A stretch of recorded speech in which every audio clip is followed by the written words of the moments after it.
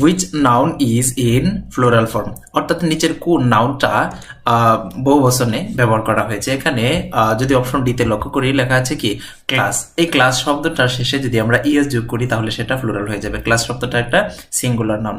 তারপর হচ্ছে অপশন সিতে আসতে কি গোজ। এই গোজ শব্দটাকে আমরা দুইটি উপায়ে ফ্লোরাল করতে পারি। কিভাবে? গোজ শব্দটার শেষে ই তো আছে, এস যোগ করে দিলে সেটা ফ্লোরাল হয়ে যায়। আবার আরেকটা কাজ করতে পারি, এই গোজ শব্দের ভিতরে যে দুইটা ভাওয়েল আছে ও, এই দুইটা ভাওয়েল ও কে উঠিয়ে দিয়ে এই দুইটা ও এর পরিবর্তে দুইটা ই বসিয়ে দিলে সেটা ফ্লোরাল হয়ে যায়। এই গোজ অর্থ হচ্ছে কি হংসী, মানে হাঁসের স্ত্রীবাচক শব্দ।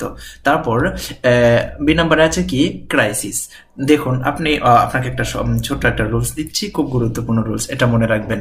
মনে রাখবেন শব্দের শেষে কখনো যদি এই ইজ সাফিক্সটা থাকে তখন আপনি কি করবেন, এই ইজ সাফিক্সটার পরিবর্তে এই ইএস বসিয়ে দিবেন, তাহলে সেটা প্লুরাল হয়ে যাবে। মানে শব্দের শেষে যদি ইজ থাকে তাহলে ইজের পরিবর্তে ইজ উঠিয়ে দিয়ে ইএস যোগ করবেন, তাহলে সেটা প্লুরাল হয়ে যাবে।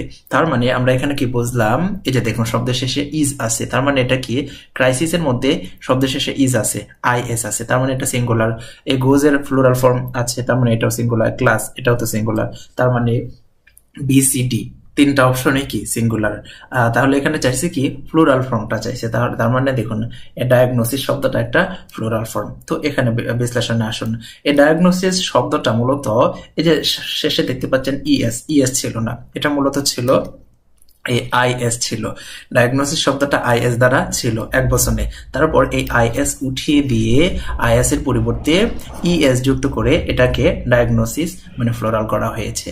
তার মানে আমাদের আজকের রুলসটা কি? রুলসটা হচ্ছে শব্দের শেষে এই ই সাফিক্সটা থাকলে ইজ এর পরিবর্তে আমরা এই ইএস যোগ করব, তাহলে সেটাই ফ্লোরাল হয়ে যাবে।